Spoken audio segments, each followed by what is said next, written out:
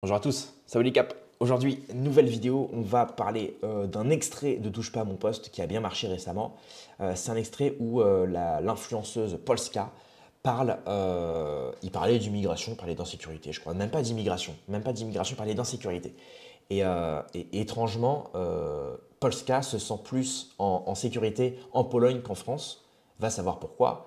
Évidemment, il y a la question migratoire qu'il faut nommer, évidemment, mais il faut la nommer de manière intelligente. Il ne faut pas remettre tout sur la question migratoire, il faut remettre, je pense qu'il faut pointer le doigt sur la question migratoire, mais surtout dire qui fait venir cette immigration, à qui rapporte cette immigration et pourquoi cette immigration, pourquoi certains font en sorte que cette immigration vient en France.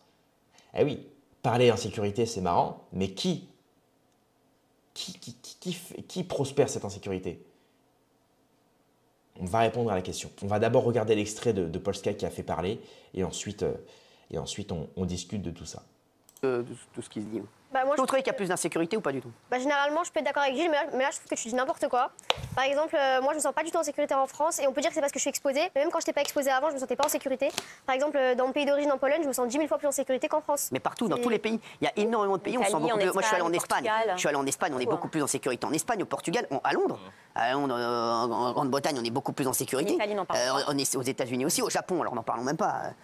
Les mecs, c'est vrai. Mais il y a que Gilles Verdez. Au Japon, il y a de la place dans les prisons, vous savez. Non, mais je sais. C'est énorme, non? Bah, écoutez, Ils ont de la place dans- Ah oui, ça, il y a de la place dans les prisons. Nous, on doit construire des milliers de C'est places. fou, c'est fou. Gilles Verdez, Bon, Sarah Knafou, je ne savais même pas qu'elle était là. Sarah Knafou, ça y est, c'est le nouveau visage politique de la droite identitaire. Là.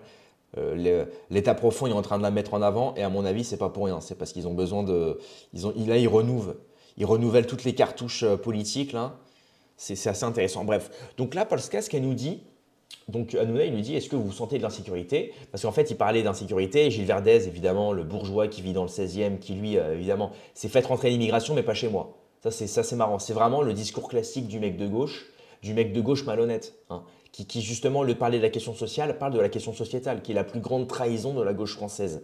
Le type, il vient, il dit, oui, mais l'immigration, c'est très bien. Moi, je vois pas de problème avec l'insécurité. Parce qu'évidemment, ce serait hypocrite de ne pas parler d'insécurité et d'immigration. Il faut arrêter au bout d'un moment. Ce qui pose problème, ce n'est pas les Français qui peuvent être d'origine immigrée. Ça n'a rien à voir. Ça n'a rien à voir. Les Français peuvent être d'origine immigrée. À partir du moment où un Français il bosse de 8h à 19h, quand il rentre, il n'a qu'une seule envie, c'est de manger et de faire l'amour à sa femme. C'est la seule chose qu'il a envie. Voilà la réalité. Le Français moyen aujourd'hui, il a envie de ça.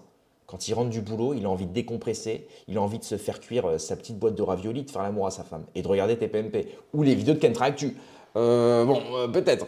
Mais non, mais c'est vrai. Au bout d'un moment, il faut arrêter de faire croire que l'insécurité, elle n'est pas intrinsèquement reliée à une forme migratoire. Mais en même temps, il faut faire comprendre aux gens qui regardent la vidéo que la question migratoire, elle est multiple.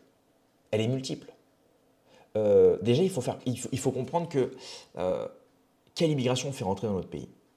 Chaque année, il y a 300 à 400 000 immigrés qui rentrent. Il faut comprendre qu'en France, on a 6 millions de chômeurs. Normalement, tu es le chef des armées, donc tu es président, chef des armées, chef de la police. Tu représentes ton pays, tu représentes 70 millions de Français. Tu comprends qu'il y a 6 millions de chômeurs. Tu te dis, bon, si on fait rentrer de l'immigration, est-ce que ça ne va pas faire augmenter ce chômage? Si on fait augmenter le chômage, évidemment, ces gens-là sont des parasites, puisqu'ils ne travaillent pas, ils ne rapportent pas à l'État, donc ils nous coûtent, donc ça fait augmenter la dette. On a de plus en plus de retraités. Qui paye? Qui paye justement ce que les retraités coûtent à l'État? Ils ne produisent plus. Ce sont les travailleurs qui cotisent pour les retraités. Mais si on a de plus en plus de gens qui ne travaillent pas, on paye de moins en moins les cotisations des gens retraités et des gens qui vivent de plus en plus longtemps. Donc si on fait rentrer de l'immigration, il faut comprendre que les gens qui viennent, ce n'est pas l'immigration italienne, ce n'est pas une immigration allemande, bien qu'il y en ait certainement. Mais la plupart de l'immigration, c'est de l'immigration subsaharienne, c'est de l'immigration Proche-Orient et Moyen-Orientale. On le voit aujourd'hui avec les conflits. Pourquoi ces gens-là viennent?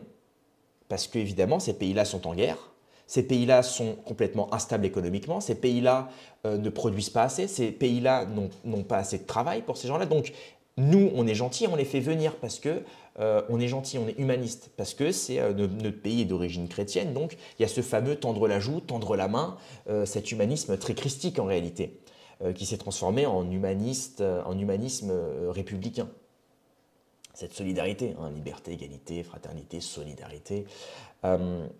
Donc on fait rentrer cette immigration qui est d'une autre culture, qui ne parle pas forcément la langue ou qui ne parle pas du tout la même langue que nous, qui va avoir plus de temps à s'adapter qu'un Européen par exemple, qui n'a pas les mêmes diplômes, qui ne maîtrise pas du tout les mêmes codes occidentaux.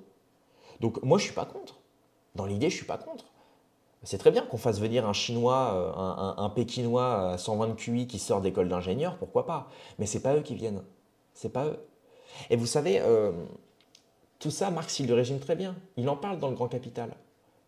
Il en parle dans le Capital. Il le dit. Le grand patronat, à un moment, il avait besoin de main-d'œuvre. Donc, il met les hommes au travail. Puis, au bout d'un moment, l'homme coûtait trop cher. Donc, ils ont mis les femmes au travail.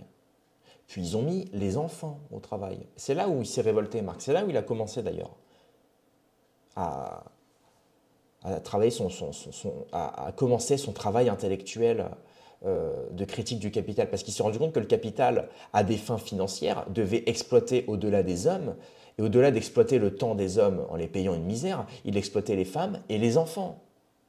Aujourd'hui, on ne fait plus travailler les gosses, on leur fait faire des stages. C'est marrant. Et en plus de ça, la phase finale aujourd'hui, qu'est-ce que c'est? C'est justement de faire venir l'immigré.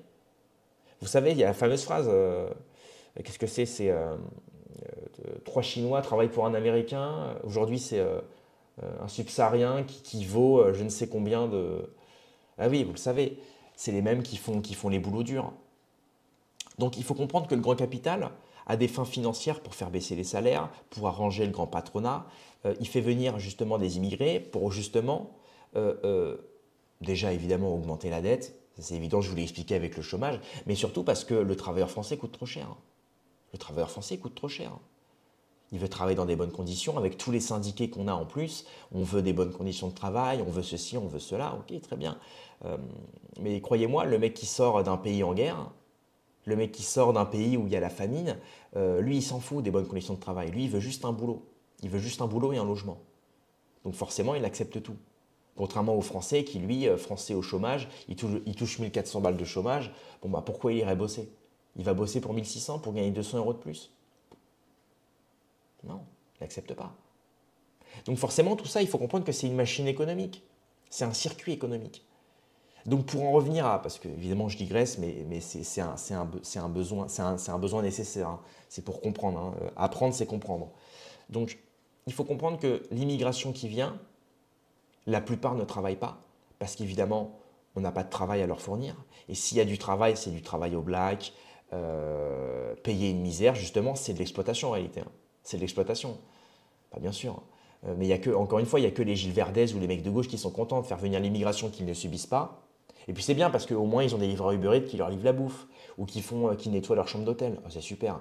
Mais est-ce que c'est ça le destin? Est-ce que c'est vraiment ce qu'on veut d'un immigré? Un immigré qui quitte son pays en guerre pour aller nettoyer les chiottes de Gilles Verdez? Et on appelle ça du progrès.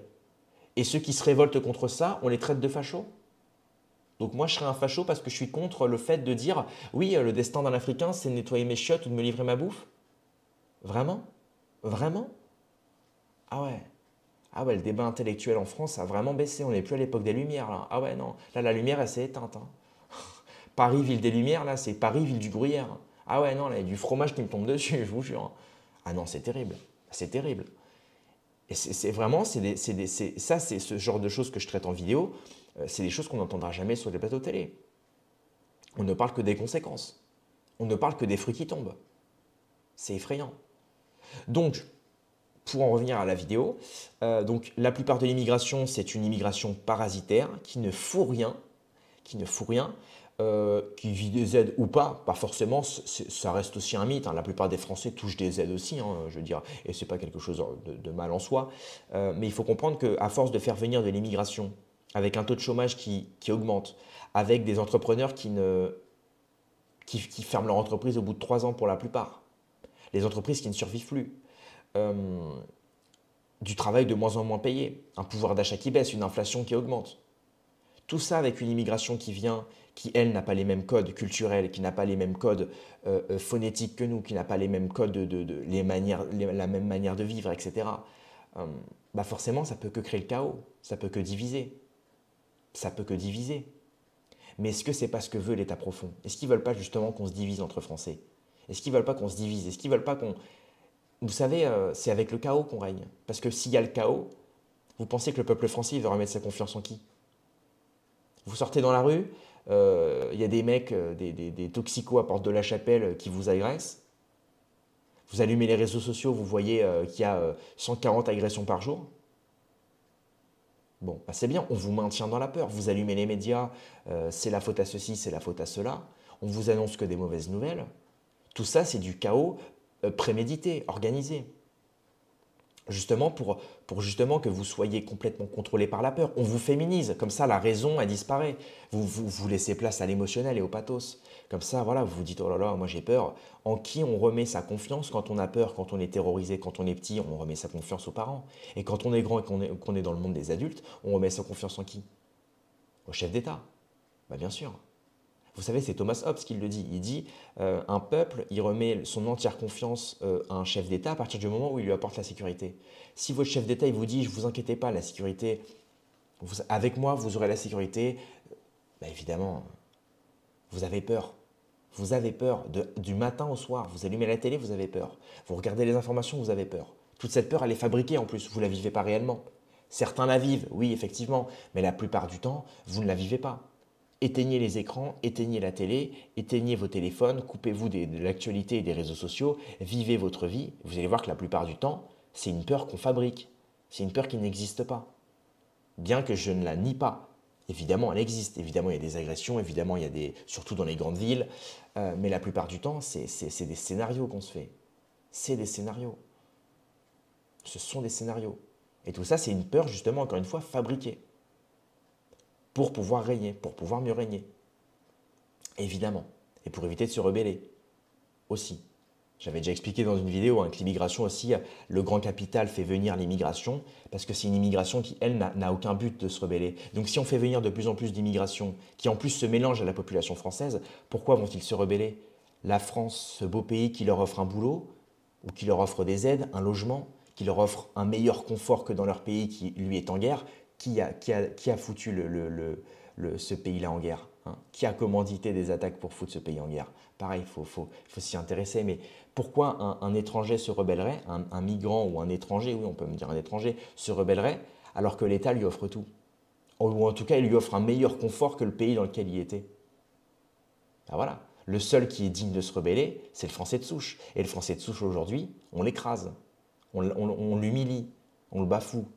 Pire, on essaye de l'effacer, de le supprimer, à travers le métissage, à travers, évidemment, l'humiliation culturelle, à travers la lobotomisation, à travers la féminisation.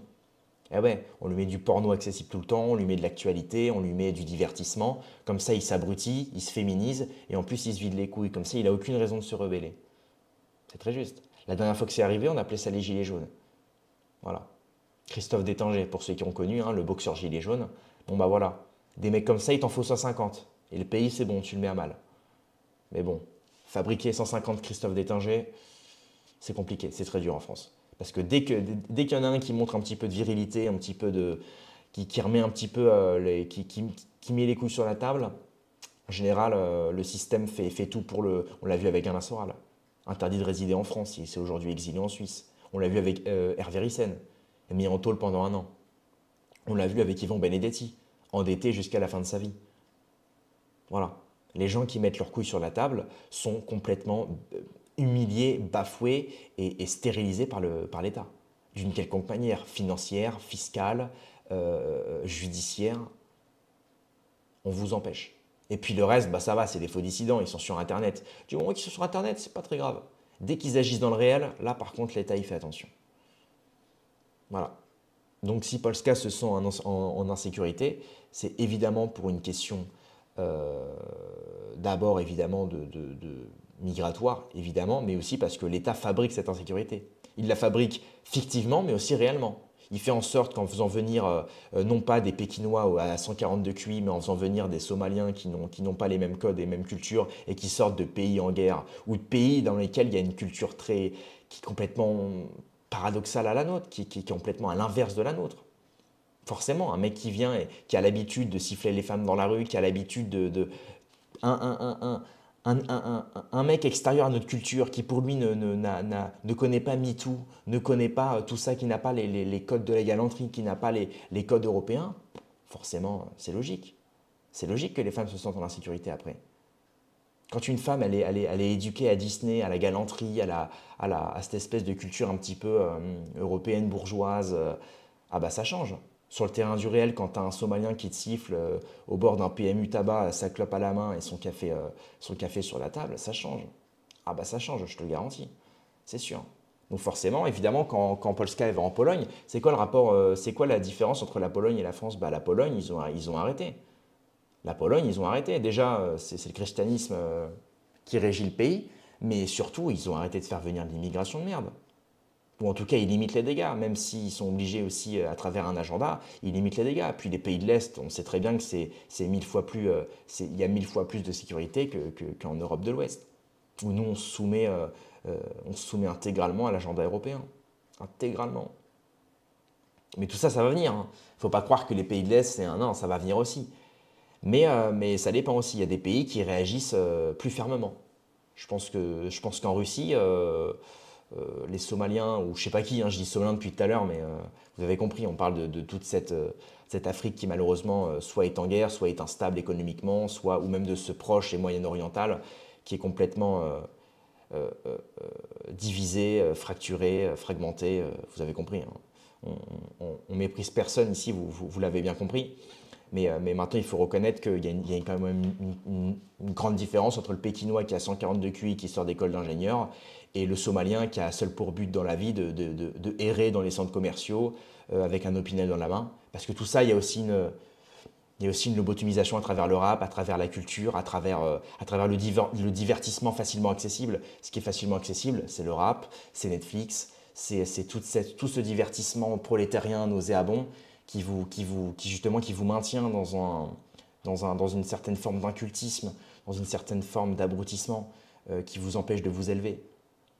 Moi, je ne connais pas beaucoup d'immigrés qui est passionné de jazz, qui lit du Victor Hugo, il n'y en a pas beaucoup. Et ceux qui se tournent vers ça, c'est des gens par contre admirables, avec qui la discussion avec qui il y a un plaisir de discuter, avec qui il y a un plaisir d'échanger. Mais malheureusement, il n'y en a pas beaucoup. Même les Français dits de souche, la plupart aujourd'hui, ils lisent plus. La plupart, ils écoutent du rap. Tu regardes les bourgeois à Paris, les bourgeois parisiens qui sortent d'école du 16e, vous regardez la façon de s'habiller, la façon de parler, la façon de se comporter, la prestance, ça n'a plus rien à voir. Ça n'a plus rien à voir. Ça n'a plus rien à voir. Alors même si c'est que du paraître, évidemment, le plus important, c'est l'intérieur, c'est la façon dont on est avec nous-mêmes. Certes, mais bon, l'habit ne fait pas le moine, excusez-moi, mais quand même, il y a des limites. Enfin bref, je digresse un petit peu, je pars un petit peu dans tous les sens, mais c'est aussi intéressant ce genre de vidéos dans lesquelles on peut parler un peu de tout. C'est l'avantage d'être libre, de ne pas être soumis à un média ou soumis à des subventions. D'ailleurs, en parlant de subventions, comme je fais mon travail gratuitement, comme je fais cette actualité de manière gratuite et de manière abondante, n'hésitez pas à vous abonner, à mettre un petit pouce bleu, c'est une manière pour moi de me rémunérer, on va dire, et un petit peu oui, c'est une forme de rémunération, disons, un petit like, un petit abonnement, un petit commentaire, pourquoi pas, si je puis dire. Bref, c'est tout pour cette vidéo. Rendez-vous dans quelques heures de moins pour une prochaine vidéo. Paix et amour sur mes amis et mes ennemis, et surtout sur mes ennemis.